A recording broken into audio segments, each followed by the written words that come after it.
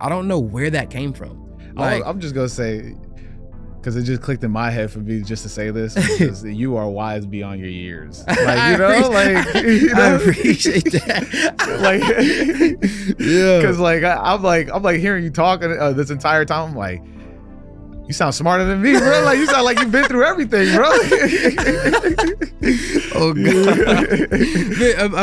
I've been through a little bit. You know what I'm saying? Like, my story, is no better or no less than anybody else's. But I like to say that, I've lived an interesting life beyond my years, and I definitely grew up faster. Yeah. Than I feel. I feel like than a lot of people. And maybe that's in my same age group or whatever. But I've always been the youngest homie around the older crowd. Right. That's how I grew up. The like, same. Me. Yeah. When you are, I mean, I also grew up with a single mom. Yeah. So like, and honestly, it was just me and my mom. Mm-hmm. So I went through a lot of the similar things where you're just hanging around like the older people, because you're just like, you're always hanging around older people in general. 100%. So you relate with older people. Mm-hmm. So you're just like, we're having these like in-depth conversations. Facts. With like people 5 years older than you. Exactly. Like,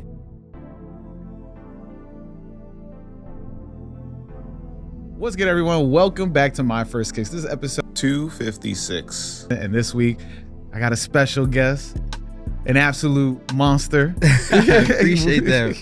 Welcome to the podcast, Dashawn Jordan, man. Thank you for having me, man. It's an honor and a blessing to be here, so I'm stoked to catch up. Nah, man, this is a huge honor, bro. Like, thank you. Well, first, shout out Paco for putting this together. Yeah, shout out King Paco, man, for putting this together. You cooked up some trophies burgers. Yeah, we went crazy. My burger was what I call it, the go big or go home. Uh-huh. three of them. I don't know how you did that, bro. You ate all of that? To be honest, I feel like a decent amount of it, but I ate a burger before that. Uh-huh. So like, and then they hit me with that. They were like, yeah, so you actually gonna be making a burger? And I was like, oh shit, I think I got a little more room for some more food. Like, you know what I'm saying? So we made it happen. Man, I mean, those burgers look bad good. Yeah, I gotta go there one time. It was fire. It was fire. Shout out to Trophies for letting us do that, and Paco for putting that together as well. For real. Shout out Paco, man. He's been cooking it. He should be here soon, like in a little bit. So like, in the crowd. But for people who are not familiar with you, how about you introduce yourself? So yeah, my name's Dashawn Jordan. Mm-hmm. I'm a professional skateboarder, / musician, artist, singer, rapper, whatever you want to call it. But artist, I would say. Business owner, Face of Skateshop in Arizona is my skate shop. Hey. Yeah, entrepreneur. I just like to just do dope stuff with dope people, shift the culture, you know what I mean, and make an impact on youth, everybody, one to just live on. Man, I mean, it's fire. Like, I listened to a bit of the album too. I was like, I didn't know Zion right. Yeah, Zion came stupid on that one. That in my opinion, he gave me one of his best verses. I feel like he went crazy. I got to listen to more of his stuff. I didn't even know, because like I know Zion from what's the trash shirt thing? King of the Road. Yeah. And like, but when he went pro on that, I was so happy for him. Yeah. I was tearing up watching that. I was like, dude. I called him right away. I was like, the whole thing, called him his pops. Those moments are, very special. You got to make sure you give your brothers their flowers. When anytime they accomplish something like that, you gotta let them know you see them. Yeah, I mean, I feel like it just goes a long way. You gotta give people their flowers when they're here. 100%. Able to smell them. Facts. Like, I Firm think, believer in that. For real, and I'm glad that we're moving towards that too, because like, man, there's so many times I'll be like, damn, I wish we could have talked a little bit more. You know, or I could have told him how proud I was. 100%. So like, and it's like, bro, even the fact that like you just like you brought up his music off of like a project of mine, and that's like my goal. Like, I love collabing with friends, and even if, everybody has their own awareness in their community on their own, but if I can bring that, like, one more person aware of their world through me, like, that's like is job done for me, that's what I strive to do, so that means a lot to hear that. No, I mean, bro, I was listening. I got to listen through the whole thing once, give it a go. But I saw him on there, and I was like, let me put that on me. I listened to the Ty Dolla song. Yeah, automatic. That was fire. Shout out to my bro Ty for that, for blessing me with a feature and his presence on that record, and being a part of the project. Yeah, man. I mean, I gotta run it through for real though. Yeah. Thank you for listening to this week's episode with Dashawn Jordan. If you've been enjoying this, please do not forget to like, subscribe, and leave a comment on this YouTube video if you're watching this on YouTube. And if you're listening to this, please, please, please leave a 5-star review. And of course, do not forget, if you want to go the extra mile, hit up the Patreon, patreon.com/myfirstkicks. It goes a really long way. It helps me out tremendously. And it's only $5. $5. I've added a newsletter. You'll get a monthly extra episode, and the Patreon keeps growing. I'm going to keep growing it out as much as I can. So looking to see y'all on the Patreon. But until then, let's jump back right into the episode. But you're here to answer the question that I ask everybody each week, and that question is, what's your first kicks? What's that first pair of sneakers you absolutely need to have? So, I mean, I would say I kind of got into learning and like my knowledge on like what were like powerful sneakers, you know, at the time, just through experience. And you know, I was a big hand-me-down person. Like I couldn't afford the sneakers I wanted, and so you know, people I grew up skating with at my local skate park in Chandler, when I got those sneakers, like those became the must-haves for me, because I was like, oh, you know, like my first pair of Nikes was given to me by like for skating, was given to me by a local skater from my park named Tyler Shuck.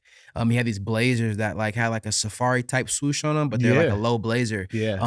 And I love those shoes. Like that was my first ever Nike. They were a little bigger than what my size was, but to me, you know what I'm saying, I was just happy to be skating Nike. So I made them do what it do. Yo, I mean, that's fire. Especially because like it's given to you from another skater. Like how did that propel you into like really picking up skating even more? I would say so. You know, I came across skating when I lived in Tucson, Arizona. You've been around all around Arizona. And at that time, like I was living there. My grandma lived there. You know what I'm saying? We originally moved there from Macon, Georgia to be with my grandma, because I was born in Glendale, Arizona, left to Georgia, and then went back to Tucson because my grandma was there. And then saw skating there, got familiar with it, the group of friends I was hanging out with, you know what I mean? I was into it. And then when I moved to Phoenix from Tucson, saw more skating, went to some of my first skate parks and everything. And that kind of really pushed me to keep skating. It's funny because the story I always tell, you know, in shorter terms, was I moved into an apartment in Chandler, Arizona. I had a board I was supposed to give to a friend back to him before I left Tucson, but quote unquote, I didn't have any time to give it back to him. So I just took it with me to Phoenix. And the wheel was always falling off, and I didn't know how to fix a board. I lived across the street from my AutoZone. In my mind, they fix stuff, you know what I mean? So, so I'm gonna take my board there, and they put a little lock nut on the truck, and you know that board helped me for a while. It was a chipped up blind board. I didn't have a nose or a tail. Didn't even understand what that meant at the time either. So for me, it was a perfectly fine skateboard. Right. When I moved in, the apartment complex, they warned me about a kid. They're like, "Yo, when you move in, like, stay away from the kid Curtis. You know he's bad. You know whatever, blah blah." And I was like, "Okay." You know, I get on my skateboard, skate around the complex a little bit, and I run into a kid with a skateboard. And I ask him what his name is, and it's Curtis. And it became one of my best friends, you know? You know, and shout out to him. His mom took me, you know, would take us to the skate park, which was my first time going to an actual skate park and seeing other skaters and really learning the culture. So, you know, super thankful and grateful for that friendship and his mom, you know, holding it down.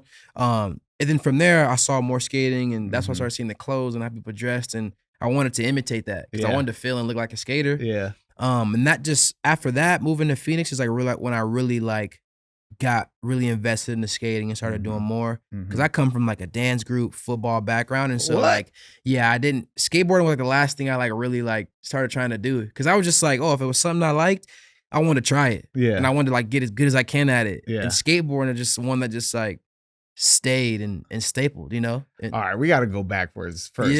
So how old were you during this time when you were like, oh, getting influenced by the fashion? I would say the skaters. I would say I always had a love for fashion, and to be honest, that came from like my sister. I would steal her pants and I would steal her shoes, like cause she had better shoes than I had. And then as I like got into skating, that kind of transferred over. It was like skinny jeans were a big thing. Right. Yeah. I didn't know where to get skinny jeans. My sister had them, so I'm taking her. Nobody could tell the difference. You know, that's what it looked like a skater. So after that, and I started going to the skate park. You know, started seeing other people wear them, and so you know, I would do this thing on my pants, like when I wasn't taking her jeans, where like it's like an old method. You like cuff the pant and you fold it over and you tuck it. And it like creates like a almost like a jogger type look at the bottom of the pants, you know? So I was doing that too.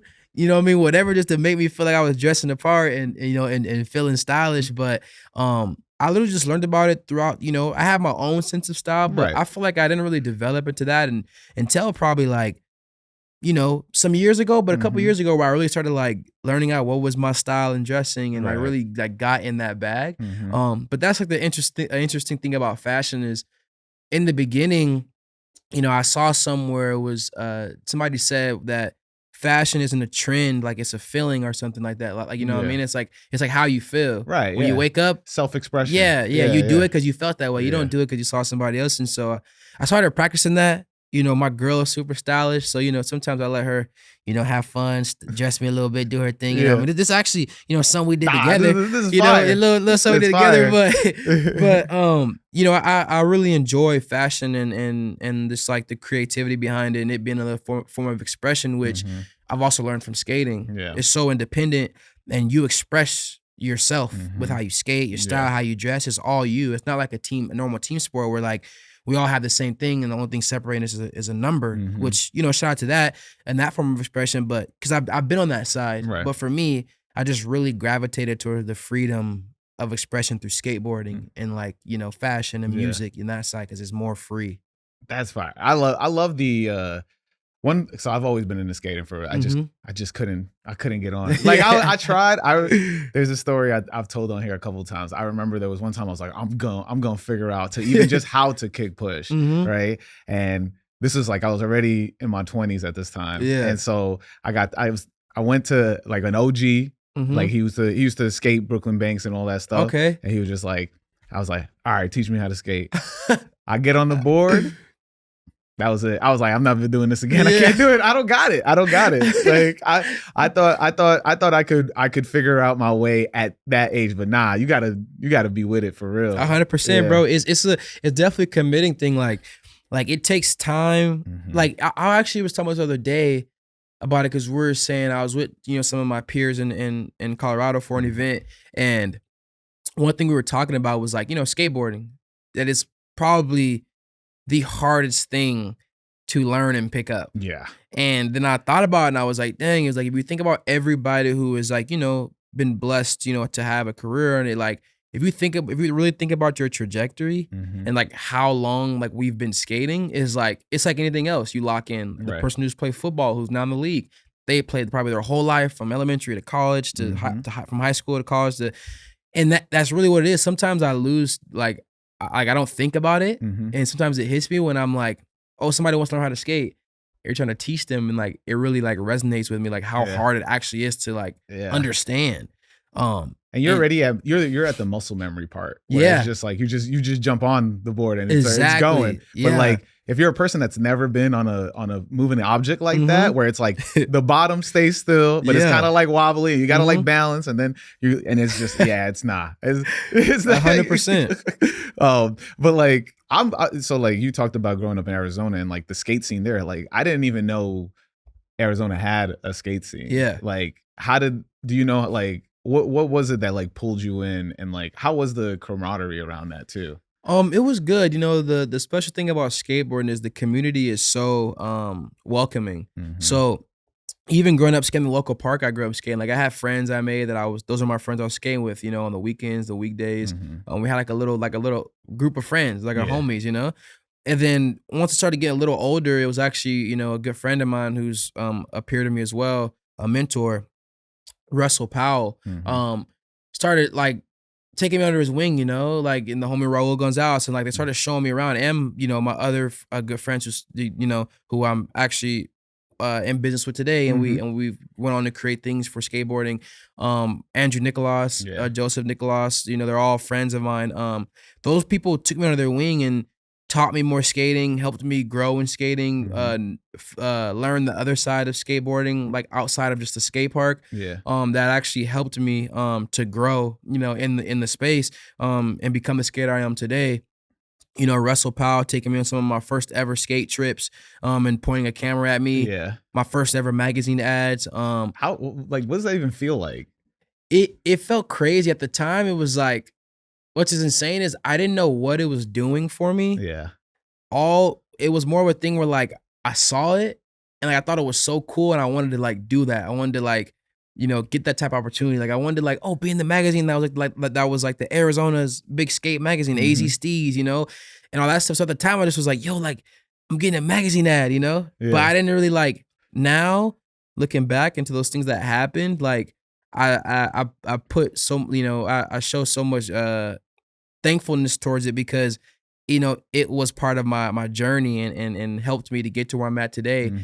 So I'm very thankful for all of them, you know, and everybody who invested their time, energy, into like helping me grow. Yeah. But it's crazy to look back, you know, like knowing what I had and the opportunities that were given to me and the people who looked out for me, like you know, like I'm inspired to be that for other people I see who have the same potential, or people who I know is like, oh, this person can be this great if they have this type of like leadership or mentorship or questions or advice.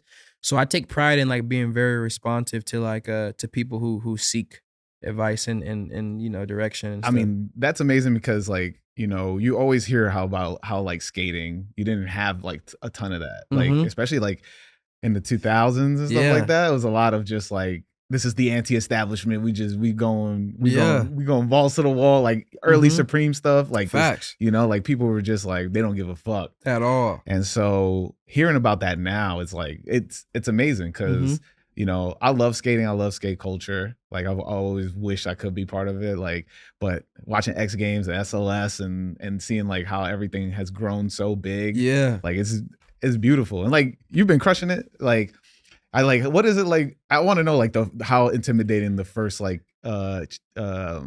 competition. I almost messed up saying competition. Nah, you're good. First competition is like man, it's the first contest for me was nerve-wracking, but I was so hyped to finally get the chance to like skate with an audience like that and like showcase more of me or like my, you know, my skill to people. So I was super turned up and happy, you know. If I remember like my first contest, like in the middle of the contest, I rolled my ankle. Oh no! And I wanted to keep skating, so I kept skating. You know what I mean? And like after the second trick or third trick, I just stopped because it was like bad. Yeah. But even, you know, my family, everybody around me like knew that I was really serious about it just from the emotions I showed. But you're a gamer, is what they say, bro. I was like, no, like I want to, you know, I want to get it off. Like I want to get my tricks off. Like you know what I'm saying? And so I was like, I don't care. Like by all means. But that it was more of a feeling of excitement in that like I wanted to like prove myself, you know, that like I can like be the skater that like I like imagine or dream to be. Yeah. Like I want to get there. I want to be good. I want to like compete with these guys. I want to like, you know, be in the same community and just like keep growing as a skater. And that was a good step to like pushing myself to do that because I was around people who were better than me that helped me grow, you know? And I love that. Like I'm a sponge to the game and inspiration and just like motivation from people around me. I don't take people being better than me as a threat. Right. I take it as like, oh, you know, like if that person can do that, like I can get there if I just put in the work that they did. Because if they are better than me at something that like I want to be good at, that just means that they probably have a little more reps and time and knowledge than I have. But and I want to learn. Exactly. So yeah, I love that. Like my energy for my first contest was exciting. Yeah, you know? I was stoked. You said you was on a dance team and football? Does any of that play into like how you see how do you see yourself in competing within you know, skateboarding? I would say like my background on like being in dance groups and football and stuff, I think it does allow me to have like a little bit of a different perspective when it comes to like things and how I view it as far as like culture things and how to, you know, leave an impact on people, how to shift the culture, how to help grow it. I feel like a lot of my inspiration comes from the outside things that I've done, you know, outside of skating that's influenced me and helped with my skating. But all like for greater good, you know, like that's allowed me to have knowledge and wisdom on certain things that I feel like all it does is just help my career, my skating, my style, and all that. So I'm very thankful for everything I've done in the past. I feel like it's all ingredients of you know, who I am today or who I'm still cooking to be, you know? Exactly, yeah. I mean, look, bro, you got a Nike SB. Yeah. But like, I want to know how do we get here? How do we get to the point that like, you know, man, I want to hear that journey. Okay. So, you know, talk a little bit about the skating journey. In the midst of that, you know, we'll go all the way back to when I got my first box of shoes. I was on a local not a local shoe brand. I was on a skate shoe brand called Vox Footwear. Yeah. You know, with the, you know, with the opportunity and blessing from a rep who used to live in Arizona, named Taylor Woods. She was like, you know, in different companies, everybody has a rep that goes out and makes the accounts with the stores and everything. She was like the Arizona rep, or West Coast rep for like that brand and some other brands. I was on that shoe company for a while. And then I also got on a brand called Crew, which is like a clothing brand. Crew. You know, everybody, you know, you're familiar with Crew. It was running stuff. Yeah. And so I met a dude through Crew, which actually happened because I was skating a competition at a skate park in Arizona, out in Peoria. And a dude walks up to me, you know, by the name of Steve Clare, which is one of my great friends and mentors in my life as well. He walks up to me and he's like, yo, you Dashawn? Like, and I was like, yeah. He was like, yeah, you know, like, a friend of mine, Garrett Gilbert, which is like another local skater in Arizona, like told me about you, you know what I mean? And, you know, like thought I should like tap in with you and, you know, like, you know, start flowing you Crew stuff pretty much, and connected with him, became, you know, a big homie to me, sending me clothes, was blessed with that. Cause you know, like I couldn't afford anything like that, especially afford clothes to mess it up. So I'm like, it was a blessing to get in contact with him and be that part of that brand. Right. Yeah. And so after being with him for years, you know, was letting me come out, stay at his crib, go to contests, was supporting me. You know, I was meeting homies through him. He would always ask me like, yo, like, what's another shoe brand you'd want to be on if you had the opportunity to be on a shoe brand? And for time, I just kept saying Nike. Like every time he'd ask me Nike. And so finally he was like, yo, I think I have a friend that, you know, I mean, works for Nike. We might be able to like figure something out. So I was like, oh, bet, like for real, like, let's do it. And so he connects me with his friend, which is Oliver Flores, who is also a person who plays a major role in a lot of my success and where I'm at today. We connect at the next year of a contest they do in Arizona called Phoenix Am. And we're chopping up at like the bar of the hotel where I was sleeping on Steve Clare's floor for that weekend of the contest. And I remember the words, Oliver was like, yo, if you're ready, I'm ready. And I remember saying like, I'm ready, you know, like that's a no brainer. Let's do this. And so I got home after the contest, we were in contact and he was telling me he was gonna send me out some shoes. I got my first box of shoes. It was all royal blue pair of Costin ones, and this other shoe they had at the time called Team Edition. And I'm talking to a Nike SB. Yeah, so you know, so you know. What's up, man? so I was super excited. I got the box of shoes. I couldn't lace them up, and I couldn't wait to put them on to go to the skate park, you know, and skate. I went straight to the park, and I felt like the coolest person on earth because, you know, I mean, I got a box of like my dream sponsor shoes I wanted. And from there, me and Oliver went on to build a friendship. And him being an important person in my life. Just through introducing me to people, me learning more through him just helping me grow in the community. You know, in his boxes of shoes, you kept supporting me and helping me, you know, keep my feet good. And then through competing more and just like growing, like creating more real estate in the space, you know, I went up in rankings, which is like, first is like representative flow, which is like a person who works for the company and the rep for them, you know, it's not even a budget allocated to do so, but within their budget, if they see fit or you guys, you know, click, like they'll take it upon themselves to flow you shoes through their budget. And so that's kind of what Oliver was doing. And that was my first step. And then as I, you know, leveled up in the sponsorship, you know, I started getting like team manager flow, which is like, now you're flow from direct to like team manager of the brand, which you might get more shoes, you know, more opportunities through that. And then through that, you kind of, you know, you go up in the company. And the next after that is like, you're contracted, you know, then you're getting, you know, however the support or, you know, formally you're getting support of the brand.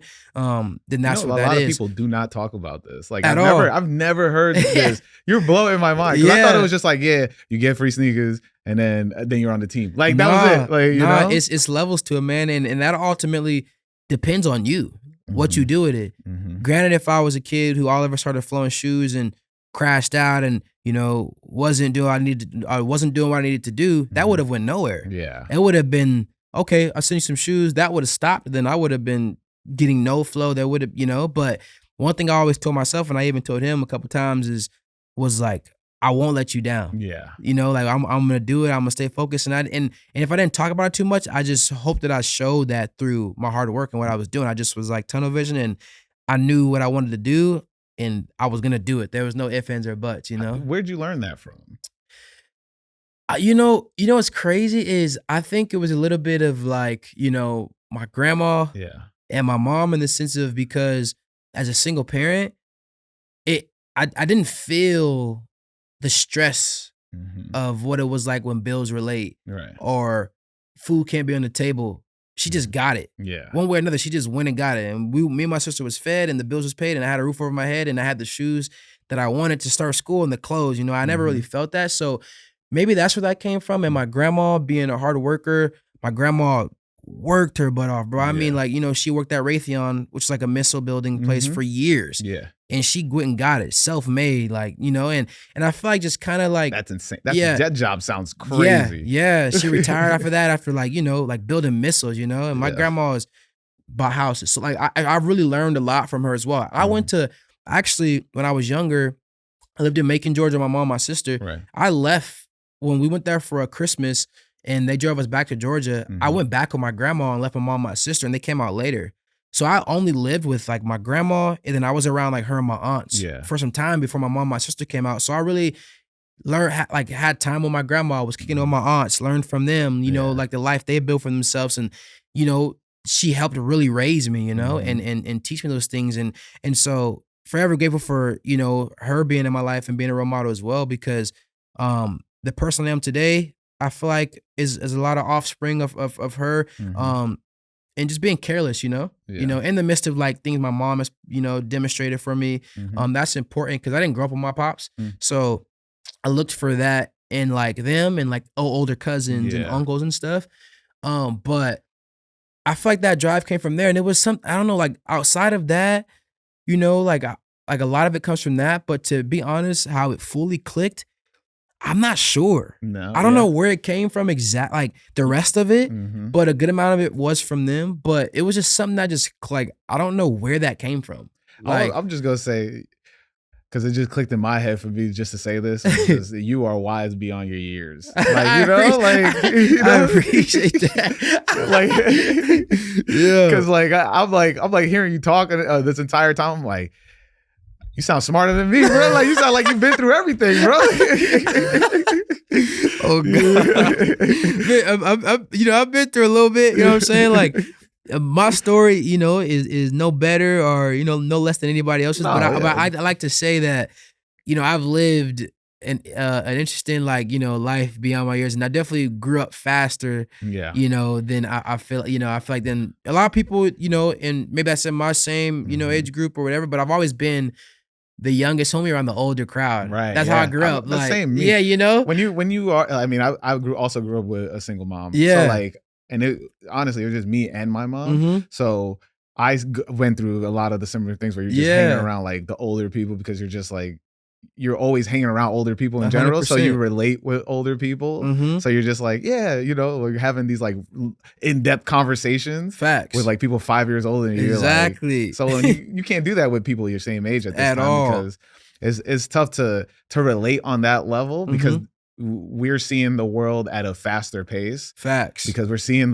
there's always going to be a buffer of like, the bills and working and doing all this stuff. It's kind of like, you're either like, I'm outside playing. Yeah. But like for us, it's probably just like, I got to go home. Exactly. Yeah. I wasn't worried about none of that. Yeah. Like, I just was like, I got to get home to go to school. Yeah. Or I'm trying to link up with the homies, like, or go do something fun. I wasn't worried about none of that. Yeah. And just through like I said, seeing uncles, cousins, and all those dudes do their thing, and the clothes they had, or my uncles driving the trucks they had, that also like inspired me to be like, I want that when I get older. My uncle fly, my cousin, like, where my cousin get those shoes, he having it, but that was kind of how I just learned and saw things. And I feel like seeing other people who worked hard outside of my family also just something, in my mind, it just was like, I just understood I learned the value of that through my peers. Yeah. Of, working hard and just being hungry and being motivated and just like getting it and not having excuses and all that. I just have always had that hunger. Yeah. I mean, there are definitely, like, I feel like you also are part of this group of like skaters that have figured out to be more than just a skater. Yeah. You know, and you know, you got P-Rod, you got I mean, I'm just naming your teammates. No, that's a good one. You know, like just a quick little note on Paul is like Paul has been a part of my career from almost, you know, the jump. When I moved to LA and all that, you know, we had the same agent. So I was looking to him for a lot of advice on things. So a lot of the things I do and how I am and how I move and how, you know, I take a lot of pride in that because I learned from people like him. Right. Yeah. He helped me understand the youth. He helped me understand professionalism. He helped me understand, you know, longevity. You know what I mean? And so, and I think I said longevity right, because sometimes I be like saying words that be wrong, but I think longevity is correct. Like longevity is correct. I'm making up words sometimes, bro. But I'm also making up words. Yeah. You know? But yeah, so Paul taught me, you know, longevity and how to be that, and taught me a lot earlier on in my career that you know I take with me, you know, to this day with everything. So like forever grateful for that. Now shout out Paul. Yeah, shout out P-Rob, man. All right, so you were saying, you know, you're moving up the ladder, and then like we're at contract, right? Yeah. Like, how does that feel? You sitting at the table and you're like, "Yo, I'm about to sign." But you know what's crazy is I was in Arizona, and I was chilling there, and I remember kicking in. I was checking my emails. This was years ago. Wait, real quick though, like, were you heavy competition during this time? Like, were you pulling, like, you was winning everything at this point? I wouldn't say I was winning a lot. I was winning some good wins here and there. But I was definitely more competition driven, you know, before I started getting into street skating and understanding the importance of that. Was definitely contest and park heavy. And I used to hate when people in Arizona would be like, you know, he's good in the park, but we got to see him in the streets. And so I had that chip on my shoulder, like, okay, I'm gonna film parts. And that's when my homie Andrew and Joe and them came. Yeah. They were filming me more, you know, along with Russ, like giving me video parts and all that. And that helped me show that part of my skating. But was definitely competition heavy, you know, from it. And, you know, now even at this point, I've invested a lot of time in, you know, my mental space and I really wanted to be on the other side of skating. Still compete a lot. We'll still skate the main ones, but this time around, you know, 2026 and before I want to do a lot of street skating and give more parts and all that stuff. Cause I feel like that's a side that, that I could do more in, you know? Like, I mean, look, you get like a icon. Well, hopefully, like we get a Nike SB video. Oh yeah, no, I got one coming. No, I mean, I'm talking about with everybody. You know, like, we need that. Like, I know they cooking on some stuff too. I had a part in the last one they did, Trust Fall. Right. Was like with some of the Europe homies and stuff. I know they're working on some stuff now.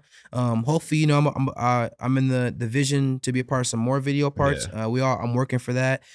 So yeah, Nike SB videos, man. Those things sick, man. they're so legendary. They need to do more of them, you know. And I think they have plans to. So I'm stoked to see like what this next year and forward, you know. I think we get like a fully flared level type of, you know. That would be nuts, bro. Viral, bro. Yeah. We need that. That would be crazy, bro. But yeah, so yeah, you're signing that contract. Like, what does that feel like for you? So I remember I was in Arizona and I was chilling and I was checking my email. And I got an email from Casper, which was the old like honcho at SB, who was like deciding who gets the contracts and stuff. I read an email from him and it said, "Yo, Dashawn, do you have an agent or anything, you know, to talk to, because you want to start talking about supporting you on a more formal level?" And for me, I was like, what does it mean, like formal level? Like, I don't really know what formal level is. To me, it only means one thing, you know, like maybe pay. I don't know. Yeah. And I just got with my agent at the time, which was connected through like a friend, like a good friend of mine, Jagger Eden, Cersei Wallace. We connected right before I got that email, so it was like crazy timing. Right at the, because I got with her, and I didn't know that was gonna happen. I just got with her because maybe it was something that she saw in me and that they did connecting us. You know, I didn't know. Like I got connected with her, and I was like, oh, dope. You know, shout out to Jeff Eden, Jagger Eden. You know, that's the family, the Pops and Jagger. They connected me with Cersei. Yeah. From there, I got the email, sent it to her. Start having a conversation, and that was actually going into like when they were giving me my first contract. And for me, it was crazy because at that time I'd been living in LA. I had $300 I had saved up before I moved out there. Like, you know what I mean? From working like a mall job in high school. And I had a contest in Chicago, but had to get my flight straight from Chicago to LA just to like try to make this, you know, this thing called skateboarding work. Yeah. And then as doing that, that conversation happened. I'm living in LA at the time. I'm living off Jack in the Box tacos. You know what I'm saying? $300. Like I went through that fast. Like, And where were you? Like, how did you like have a spot? Like, no, so shout out to one of my good friends, Christian Henderson. His sister Britney was letting me and my friend Caleb stay there. My best friend Caleb. And she literally had a 1-bedroom apartment in K-Town. The bedroom was like her room. Yeah. And she made the bedroom her studio because she made music. She had a daughter. So she's letting us stay there, you know what I mean? Like invading her space, like 5 people in there. Like shout out to her, because like now thinking about it, like holy shit. That's like to have a lot of that type of energy in your crib with your daughter is like, you feel me? So like it's things like that where now I'm like, bro, like those are moments that made, like if I didn't have the opportunity to stay with her and be able to spend that time in LA rent free, she wasn't charging us rent. Wow. Like that are big things that help me do what I do now. And so if I never told her thank you, huge thank you to her right now. Send this to her. As I'm getting older, I'm thinking about these things. Those things are important, but started making a little money, you know what I mean? A couple $100 a month. Yeah. It was helping me eat, you know what I mean? It was helping me like really be able to eat out there and not focus so much on that part of it, you know what I mean? And family could hear it in my voice. They begged me time to come home because they could tell I was like stressing and didn't have money, and I was always hitting them up to send me $20 here and there to eat. And put gas in the car for me and my friend Caleb because we didn't have money, so we was splitting gas, $5 here, $5 there. Damn, you was really making this work. You were like, how do you not quit at that point? Man, I was so like, I literally told myself, even when times would get hard, it was, I'm not going back home empty-handed. I cannot go back home with nothing to show for why I came here. Yeah. Like I can't do that. This is going to work. It won't fail because of me. You know what I mean? And like, I'm gonna it's gonna work. Just keep grinding. Like, and if it doesn't, at least I gave it my all. And what I'm not gonna do is give up. I do not give up. Right. Like I'm resilient, bro. Like if it's something I have a passion for and that is heavy on my heart, like I need to do, like I'm gonna do it and try to do it to the fullest. And so that was my mentality. Times was hard. Many a times where it was like, where am I going? I'm 17, couch surfing. I don't know how to really do that. Yeah. I'm like, I had a homie which was dope, and these are some other people that's really important in my career. Sean and Corey. Corey Populous. Shout out young Corey, bro. And my homie. You know Corey? Yeah. Oh, what the hell? Yeah. So bet. See, this is even better, man. I knew it was something good about this podcast. I was like, and then shout out to my homie Sean Lyles, who is also, and those two dudes right there, like, I would go to LA for summers. And they both worked at the Diamond store this time. Yeah. And this was like the OG one on Fairfax. This is when the Fairfax was lit. Shout out Nicky too, man. Yeah, shout out Nick Diamond. This is when Fairfax was lit. Like, I mean, Tyler riding his bike up and down the block. Like he put up on the Diamond. Everybody out there. Bro, YG, Dom Kitty, everybody on the block. Bro, it was popping, bro. Those summers was to die for in LA. And they would let me, like, Sean Lyles, I would stay at Sean's crib, for a good amount of time. And Corey would let me stay at his crib too, in LA. And I mean, I lived there. Like when I didn't have nothing going, I was literally on the block at the Diamond store from like 9 a.m. to 5 p.m. just because I didn't have anything to do. And I was trying to, I was seeing skaters come in. They was helping me get to know people. And then I got on Grizzly grip tape. Shout out to Tori Powell. Shout out Grizzly, man. Yo, yeah. That's always the grip taping when I was playing Tony Hawk. Oh, man. God. So like, so I was on Diamond and Grizzly. Yeah. I mean, at that time, I'm getting love. They sending me home with boxes, gear. I got Diamond gear. I'm starting to look fly. I'm in LA. You know what I mean? Got my first ever Grizzly ad. You know what I mean? Shout out to Grizzly Grip Tape. Remember, the bros, Corey and them, got me an Uber from the Diamond store to Hollywood 16. You know what I mean? And I remember like when I skated the 12, like that was my first ever ad in Thrasher Mag. That's sick, man. So all those things, you know what I mean? Like, bro, all these people, like, I can't forget them, and I won't forget them because, like, those moments is, like, literally why I'm here today. Like, bro, I met Corey at a street league in Arizona, I think last year before they stopped doing it there. Yeah. And there was no, like, in the beginning, like, they were hyped on my homie Caleb, Like, they were like, yo, like, we got to start hooking you up with stuff. And Corey was, like, there, too, like, show him, like, yo, Dashawn, you too, like, show me love. So the fact from that moment to, like, now, like, I was talking about the other day, And he asked me, like, like, we're talking about some stuff. And I literally had to tell him, I was like, bro, like,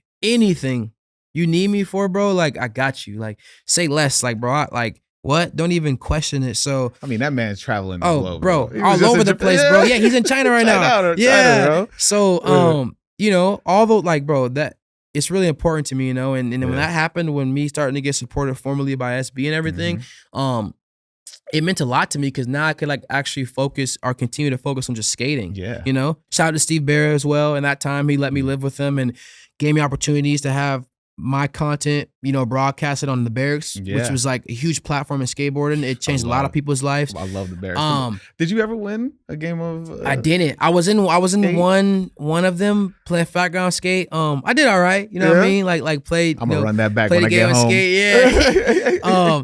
But had a good time, you know, skating that park and having that facility as my backyard too. Like I lived inside of that park. Like I was there in the morning to PM skating all the time, and that also contributed to where I'm at today. So, you know, shout out to everybody. And I mean, you know, up until the contract moment to now. Yeah. You know? That's wild.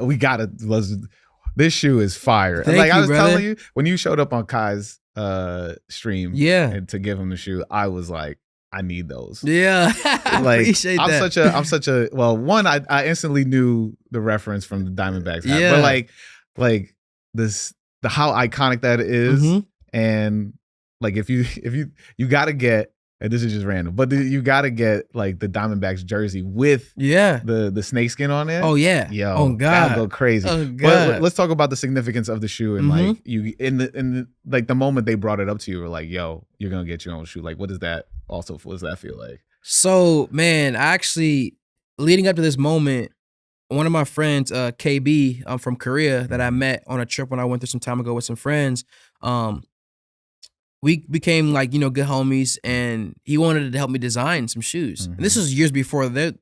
Like at this point, there's not even a blimp about maybe a possibility of me getting colorway. He was just like, yo, when you getting a shoe? And I'd be like, I don't know. And he was like, yo, like let's work on something. Yeah. He made a whole PDF for me of like colorway inspirations off of Arizona, everything that I've been hanging on for like 5 or 6 years. Yeah. So when they came with me up with the opportunity 2 years ago, I was like, boom. Like, I'm ready. Like, this is like what I want to do. Like, you know? They probably thought, they were like, oh, we're probably going to have to sit with him. He's not going to understand what's going on. 100%, bro. But they were tripping. When I gave them that PDF, they were like, you did our job. Like, you did our job for us. Like, you know, what the heck? And so it felt good, bro, because like I said, like I have been holding that close to my heart for so long. And so it was like we manifested it, you know? Like, and when it happened, I was so happy too that they all loved the idea of, you know, it being Arizona. Yeah. And they agreed with me to do Arizona. We didn't know what direction I was going to go at the time. It wasn't D-back specific. I had the inspiration that I wanted to do D-back specific, but seeing that vision come to life on the sneaker like this, it made me even more proud. You know what I mean? Yeah. And so, you know, my inspiration is AZ. Like I said, I don't watch a ton of baseball, but I knew moments that I would see around, like the Randy Johnson moment of that game, the Bird, Randy Johnson, D-backs, the 2001 World Series. Yeah. And I've been a lot of places, you know, humbly speaking, and I've seen people wear that hat. Yeah. A lot of places. I've been here in New York and see people wearing that D-backs hat. It's a fire hat. I was just somewhere, I saw somebody walk in with a D-backs hat. Where we were, actually I was like doing it on the radar and a dude walked in with the hat on. I was like, see, like there's the hat. It's iconic, yeah. But it's such an iconic hat, and for me, being from there is like, bro, like I want to represent. I owe it to Arizona. Like that's the place that raised me, the skater I am. That's where I started skating. It only makes sense, and I just love the colors and the you know the mesh of them and how they, you know, go along. So that was like a lot of, you know, the inspiration. You know, the purple, the snake skin. You know, and not only with wanting the shoe to like look good. You know, like it's a very nerve-wracking, scary process. Yeah. You get the opportunity to make a shoe and you want it to be you. Yeah. But you also want people to be hyped on it and receive it well. And you want the shoe, you want people to be confident wearing the shoe. You want people to want the shoe outside of that. So, you know, fully going 100% on like. Once that drops, bro, it's gonna go crazy. I appreciate you, bro. It's gonna go crazy. Like the love has, you know, overshot. Like if I had any expectation of what I thought people were gonna think about it, it has exceeded, you know, the good feedback and positive feedback I've gotten on the sneaker. Outside of it looking good, you know, I was really firm on, I wanted to feel good. The shoe to feel good. I wanted to be comfortable. I want to be hyped wearing my shoe. Yeah. I want to say that I'm hyped to skate the shoe because it feels good. Yeah. And so materials, you know, I went really with the influence and the inspiration of the Fogs, which is like one they came out with a little bit ago. Yeah, because you talking about the fog lows or the fog highs? The fog lows. Yeah. And I love those. I have the fog highs. Okay. From the pink box. Yeah. And so like that was I used to ball in that shoe. Bro. Yeah. I was insane. So like that shoe, yeah, colorway, so good. Bro. The materials, like I wanted to go with the suede. I mean, even with the snake skin, I feel like sometimes it's hard with doing different pattern stuff because sometimes it changes the material because you want a certain material to show the details and really shine that on. And so when I got a couple of palettes of like different materials for the snake skin, and different ways we could do it, we landed on this one because for me it met the requirements that I wanted of like it has to be comfortable. It didn't feel too thick or like make the connection, you know what I mean, of the toe box and the shoe feel different and like too stiff. It was a softer snakeskin, but it still gave the details. And so we landed on this one. And when I got the sample and started wearing it, a lot of the shoes I throw in the microwave for a minute if it's like a tougher material. And with these ones, like I'm like safe to say that like me personally, how I feel about this shoe is like you can take this shoe out the box. You don't have to break it in. You got to microwave it or nothing. It's so comfortable. You know what I mean? Like first wear, first skate. Many of times I've just took out the box, just put on and skated, And in some instance, with other shoes, I feel like I've had to put in the microwave, to loosen up the leather and the stitching. But this one, the materials, they went together really good. Shout out to the team for being really hands on this process because they killed it. The paper should say no microwave needed. Oh God, yeah, something no microwave needed for sure, like as the disclaimer. You know what I'm saying? But that's they fire. Killed it. All the way to like the hit on the shoelace. You know what I mean? Like the tag. That's obviously like the Diamondback. Snakehead. Showing that. And this was the last rendering we did of it because the first one we made, the teeth were longer and they crossed. And I was, I was running around a little bit, testing them out, and like go puncture. It was kind of like touching the top of the foot. So I was like, let's try to work on something else. And they came back with this one, and when I saw it, I was like, I'm sold. That one's amazing. The way the shoelace goes through it, where it sits on the shoe, it doesn't interfere with the toe box. You know what I mean? It can flow. You can put it anywhere in the shoe. It could be in the middle of the shoe. Anywhere. And it looks good, and it ties that copper in because we didn't really know where we could put the copper with the silhouette, but it made sense to just have that little copper hit on the toe box. It does a good little, with me personally, I feel like it does a good little action of like involving it, along with telling the story of like where the influence comes from, you know? But I'm super excited on this, man. The details, we have some on the insole. We did, if I can get this out, we did like my initials, which was a logo they made from scratch for me. You kind of see it's like the snake that goes through the D on the left, and then on the right it's a J. That's crazy. And the snake goes through both of those, you know what I mean? So super hyped on details like that. I didn't really have a logo in this process, so it was stoked for the homie to see how he created this. Yeah. And now I have a logo. Now you have a logo, like I have bro. a logo, on the shoe. Now you gotta get that patch on the side. Oh yeah, for sure, bro. Like somewhere on the hat or something. Shout out to my homie Vic too. Yeah, this on the head is actually like very rare in this whole drop. Like we did a friends and family run from. So like if you ain't on the friends and family list or you ain't at Face of Skateshop, you know what I'm saying, March 14th, like you're not gonna get the hat at all. You know what I'm saying? I need to find my way. Yeah, I got you. I need to find my way on that, bro. but yeah, man, like a lot of other good details and things. So you also have inside the tongue. Yes, the hit inside the tongue is another graphic, which is the snake. As well with like the purple and teal highlights. I don't got Zoom on here, so they can see it, you know what I'm saying? But they gonna see it when they cop it. You know what I'm saying? Nah, man. These are because like so first looks. I mean, when you dropped them on, when you pulled up on Kai and get like, first of all, shout out Kai. Shout out to Kai, man. He's going through his rebranding. Or whatever you want to call which is a tough thing. I totally understand that. A lot of people don't. Work, though. But you're like in front of close to 1 million people just being like, the most people I've ever been on a platform. Like, it's crazy. I feel like, bro, that was a blessing because that was like the first official me saying I have a shoe. Right, exactly.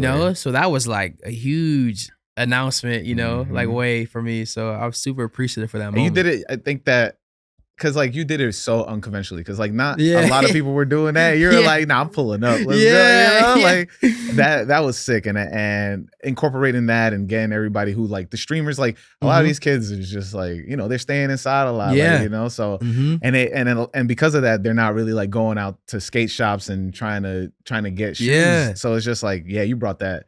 They definitely. That's what I'm saying. They coming for these, man. Bro, I want that like, what is it like? 2010 or 2009, 11, 12 feel we would line up for them Jordans. Yo. Like, you know what I mean? You ever like, lined up for Jordans? I did. Yeah. One time for they were for were they 12s? Were they black and white 12s? I think I want to say.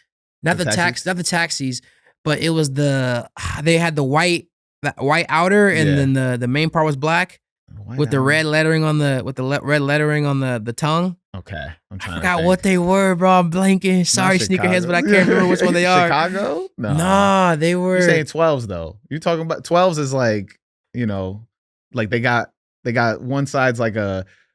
How do I explain it? It's got like a bulb on the outside. I gotta look it up. I gotta look it up. Or is it the 13s with the big padding on the outside? Jordan 12. See, we doing this right during the podcast because I need to get this right. They ain't about to be on me. That's it. They're gonna be like, you're gonna post your video on Sneakers app, and they're gonna be in the comments like, you don't know Jordans that. So it was the retro playoffs. Okay, yeah. It was the playoffs. I wore those so bad. It was 2022. Yeah, I had those, and those are the ones that I like the only ones that I feel like I properly I was at the homie's crib. Yeah, and I drove with him to get it. The homie Christian Petty in Arizona, and we drove to get the shoes, and I was in line for them, and got the sneakers, and that was the first one I ever really camped out for. But was a huge fan of the Jordans, you know what I mean? I had the orange and white 8s. You know what I mean? Those came out, Aqua 8s. Yeah, all those. But I wanted that feel to kind of be like that. Like I wanted it to especially in AZ, I was like, yo, I want that moment. I wanted to be like, OG, like people really want the shoe, like lining up the store going crazy, and bring it home. So I hope people love them, man. And come on, man. So 2 years ago you debuted, right? Or you started working on these. Yeah. And then and so is the process of because I don't know how the process is for a skate shoe, because it obviously has to functionally work, right? Facts. Like skating the SB4s, I'm pretty sure it feels crazy different than skating just regular 4s. So going through the process, you made sure that these are so out the box ready. Yeah. When you gave it to when you hooked up somebody else, that they also had that same feeling? Yeah. So me, all about comfortability. As a skater, when a shoe skates good off the rip. Did you always skate dunks? So I started skating dunks a little bit later, in my career where I was skating a bunch of different shoes, but then dunks the last shoe I've been skating for the past years. Yeah. And once I started skating that shoe, I skated earlier on, but in my mind I was like, oh, I can't feel my board, and so I was in my head about it. Yeah. And then fast forward, a lot of people weren't skating it a lot. I was like, I want to start skating dunks again. I want to just not even think about the first experience, about I'm gonna just completely block it out and just start skating them and fall in love with them. Yeah. And I fell in love with them, and I was just skating them a bunch. It was some time a little bit before the Travis came out, and they spiked back up. I was skating a couple of colorways they had. I just fell in love with the shoe. I've been only skating dunks for the past, I don't know how many years. And it's been amazing, So to get the opportunity to do a dunk colorway, it meant everything for me. I wanted a dunk colorway so bad because I was really true to it. Yeah. I lived by the shoe.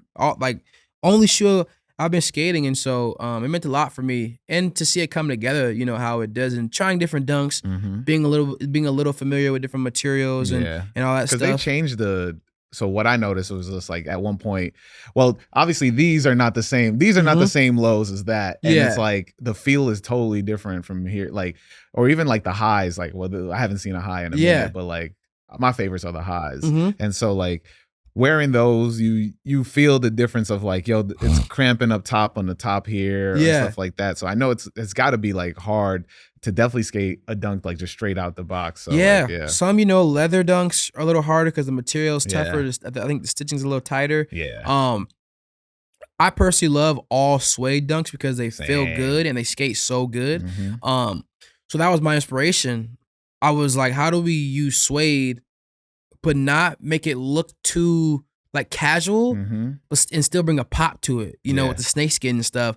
So I was really happy when I got that palette of snakeskin material. Yeah. Because I was like, okay, this is the thinness and that I want and the comfortability I want, and I hope it meshes well with the suede. Mm-hmm.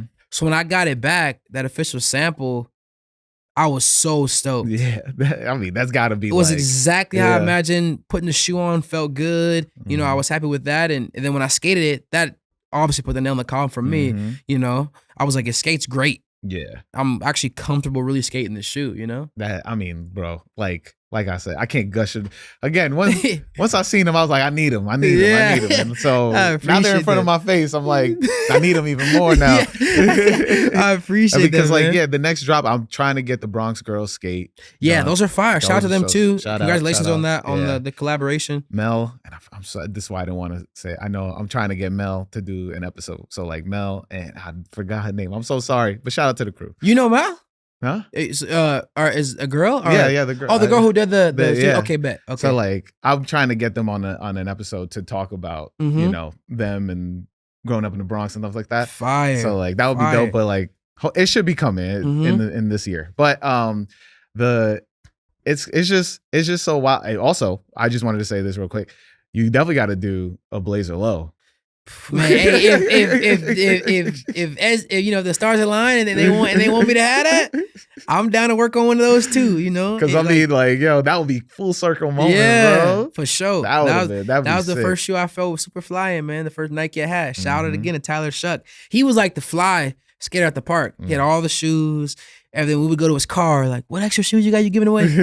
And I got those. That one day I took them. I was like, yeah, I need them. I saw the swoosh. I was like, yeah, I need them. All right.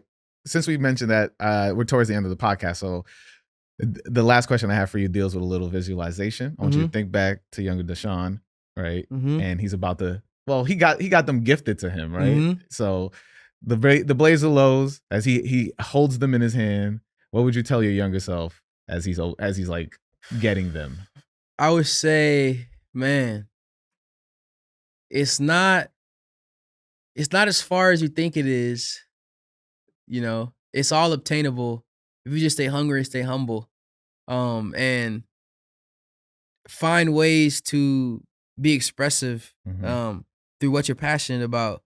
You know, and don't really look at the end goal. Fall in love with the process. Yeah, you know what I mean, and just know that anything, I don't know if I'm saying it right, I could be making this up, but I'm gonna go with it. Like anything worth having, I feel like it's different or something. Like, you know, like anything worth dreaming of is worth having. There you go. Yeah, you know what I mean? That's fire. So like I would say that, you know what I mean? Like I said, I don't know if that's the correct way, but that's my way. I would say it felt good. Put on a shirt. I'm wrong with that. But yeah, I would say that, you know, like dream big, dream beyond, you know what I mean? And nothing's out of reach. Yeah. You feel me? You know, if you want something as bad as you want something, like you can get it. You will get it. You know, be a good person. You know what I mean? Like the quote I said earlier, I always like to say like it won't fail because of me. And I actually got that quote from Virgil in the beginning of like the Off-White when he was like seeding skaters and stuff. He sent me a box that had stickers in it, and the sticker said it won't fail because of me. I just love that saying.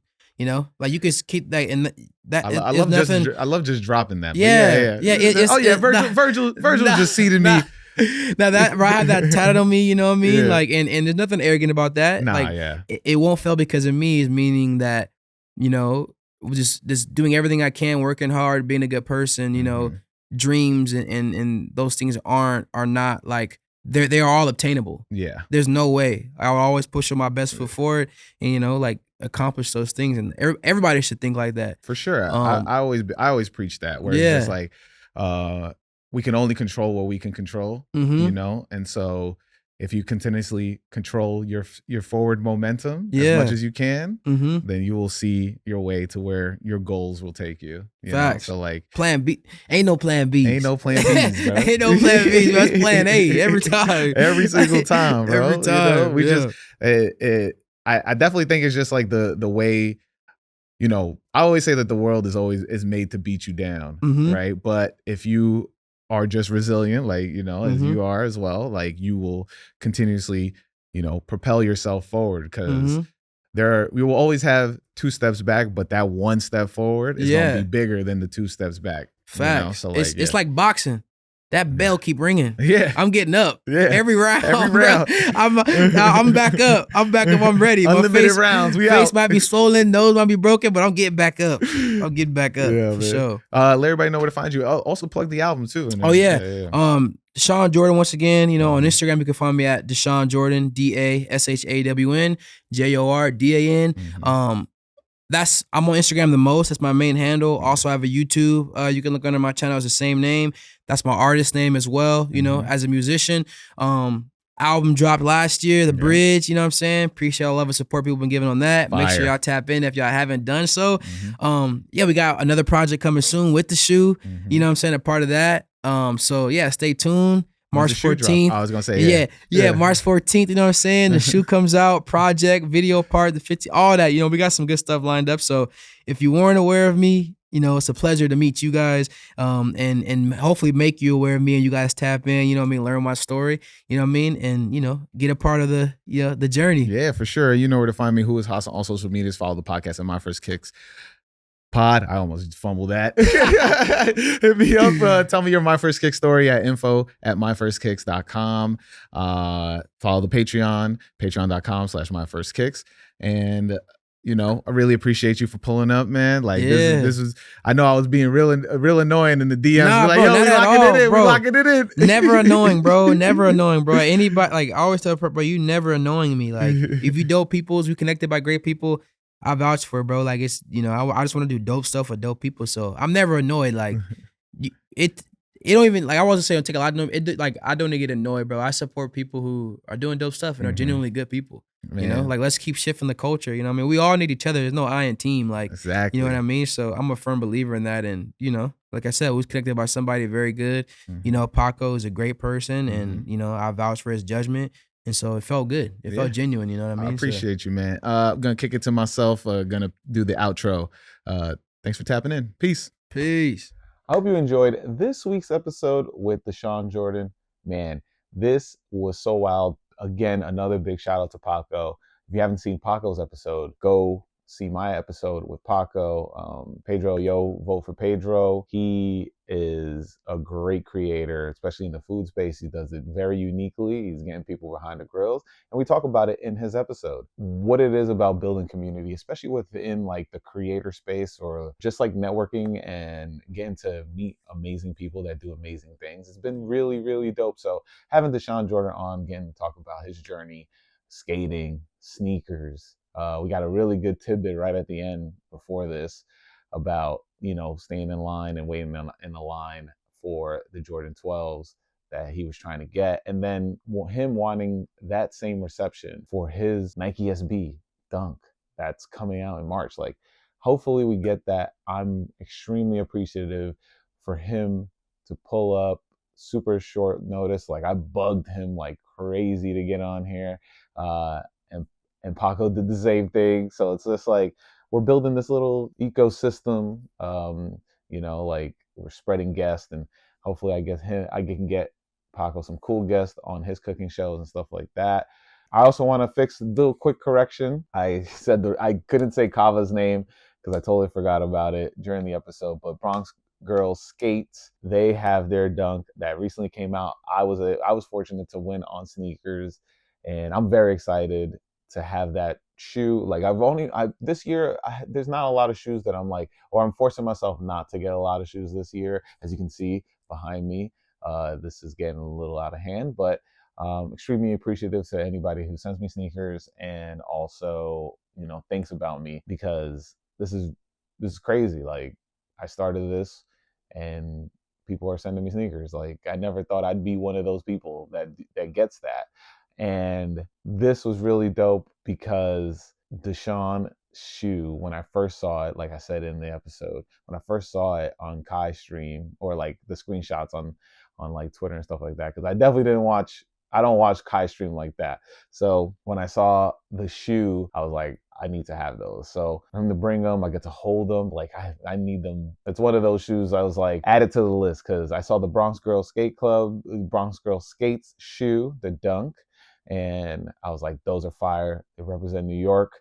It's got train subway lines coloring on it, pebble leather. Yes, please. Let me get that.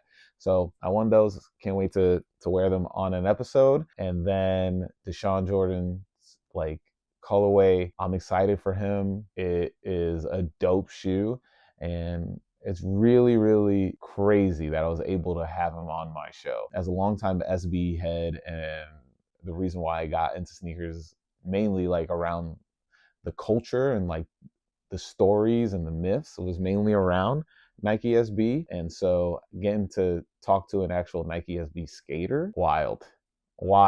So I hope you guys enjoyed that convo. I think like we learned a lot. As I'm rewatching it, I was like, I couldn't stop making clip after clip because it was such a fun and insightful conversation. Like Dashawn Jordan is so ambitious, and I'm excited to see how far he gets, especially in like the circuits, or like he was talking about, you know, doing skate videos again, or, you know, getting a dope part in a skate video. Like that is sick. So I'm rooting for him. I'm hoping, you know, hopefully he'll come back around in the future. And it'll be really dope. So, and of course, we got to do Patreon shout outs, but you too can become a Patreon patron and help out the podcast by signing up for patreon.com/myfirstkicks. I only have one tier. It's currently $5. $5, you get a newsletter and you get a shout out on the end of an episode. All the money that I get from Patreon goes right back into the podcast because I currently pay for this out of my pocket. And so it goes a really long way to help me book studio time and hosting and everything else. Hopefully, eventually I get a video editor also. You too can help the podcast with your hard-earned money for just $5 a month. But of course, Patreon shout outs. So let's start it off. We got Plox, we got Derek Hawkins, we got Derek Lipkin, we've got Ross Adams, we got Adam Neustetter, Jordan Kaiser, we got Samia, we got Jesse G, and we got Adam Butler. So I appreciate all of y'all for sticking with me so far, starting off the year very strong. This episode with Dashawn Jordan was so fun, and I hope you enjoyed it. But of course, if you want to check out more of this podcast, you can check out these 2 episodes here. You can subscribe to the podcast right there on that button. And of course, you know, we say each wear your kicks. Peace.